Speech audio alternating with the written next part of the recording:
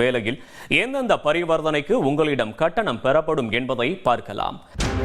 மே 1ஆம் தேதி முதல் ஏடிஎம்மில் பணம் எடுக்க 23 ரூபாய் கட்டணமாக வசூலிப்பதற்கு ரிசர்வ் வங்கி அனுமதி வழங்கியிருக்கும் வேளையில் எந்தெந்த பரிவர்த்தனைக்கு உங்களிடம் கட்டணம் பெறப்படும் என்பதை பார்க்கலாம்.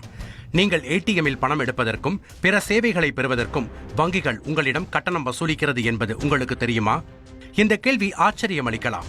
ஆனால் இன்றைய டிஜிட்டல் பரிவர்த்தனை உலகில் இந்த கேள்வி அவசியமான ஒன்றே. ஆம், ஒரு நாளைக்கு எத்தனை முறை கூகுள் பே, பேடிஎம் என யுபிஐ செயலிகளை பயன்படுத்தினோம் என்பது பலருக்கு ஞாபகம் இருப்பது இல்லை.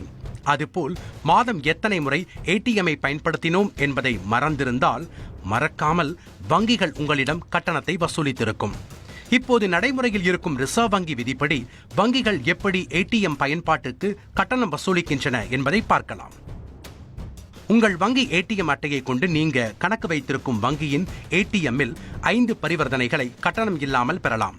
அதாவது பணம் எடுக்கலாம், பேலன்ஸ் செக் செய்யலாம்.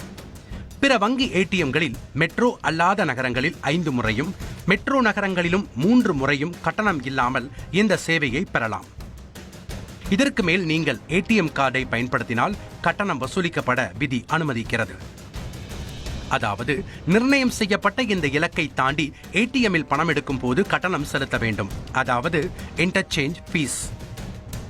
ஏடிஎம் இன்டர்சேஞ்ச் ஃபீ என்பது வாடிக்கையாளர்களுக்கு ஏடிஎம் சேவைகளை வழங்குவதற்காக ஒரு வங்கி மற்றொரு வங்கிக்கு செலுத்தும் கட்டணமாகும். உதாரணமாக HDFC வங்கியின் வாடிக்கையாளர் சென்னையில் உள்ள SBI ஏடிஎம்லிருந்து பணத்தை எடுக்கிறார் என வைத்துக் கொள்வோம். மாதம் 3 கட்டணம் இல்லா பரிவர்த்தனை முடிந்ததும் மீண்டும் பணம் எடுக்கும் போது HDFC வங்கி அவரிடம் கட்டணம் வசூலிக்கலாம். இப்படி வசூலிக்கப்படும் கட்டண தொகையை அதிகரிக்க National Payments Corporation of India அமைப்பு அனுமதி வழங்கியது.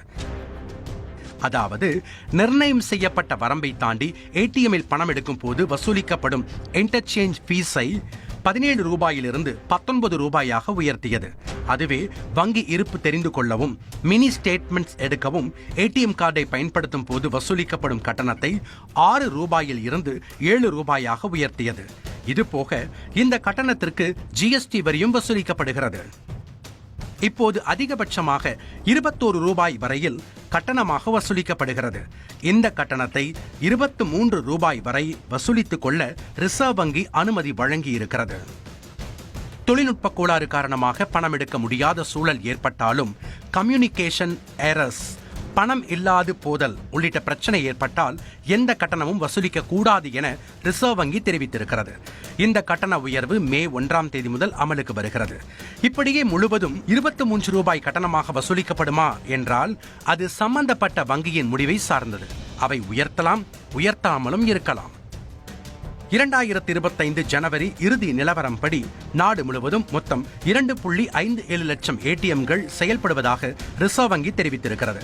இதில் வங்கிகளால் 2.21 ஏடிஎம்களும், ரிசர்வ் வங்கியால் அனுமதிக்கப்படும் நிறுவனங்கள் ஒயிட் லேபிள் ஏடிஎம்கள் 34,000 செயல்படுவதாக ரிசர்வ் வங்கி தரவுகள் தெரிவிக்கிறது. இதுவே 2024ஆம் ஆண்டு 2.58 லட்சம் ஏடிஎம்கள் இருந்துள்ளது. யுபிஐ பயன்பாடு அதிகரிக்கும் அதே வேளையில் ஏடிஎம் பரிவர்த்தனைகளும் குறைந்து வருகிறது.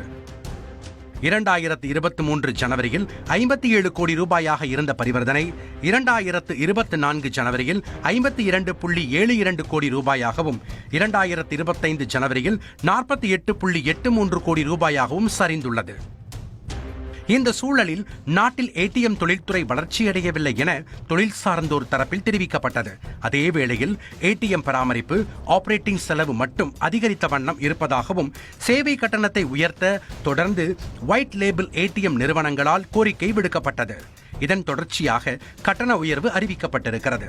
மற்ற வங்கிகளின் ஏடிஎம் நெட்வொர்க்குகளையே பெரிதும் நம்பியிருக்கும் சிறிய வங்கிகள் பாதிக்கலாம். வங்கி ஏடிஎம்மை மட்டும் சார்ந்திருக்கும் மக்களுக்கு பாதிப்பை ஏற்படுத்தலாம். கட்டணமில்லா வரம்பை தாண்டி நீங்கள் அடிக்கடி ஏடிஎம்களை பயன்படுத்தினால் அதிக கட்டணங்களை செலுத்த நேரிடும். இனி வீட்லயே பானிபூரி செய்யலாம் எல்லாரும். ஆச்சி பானிபூரி கிட்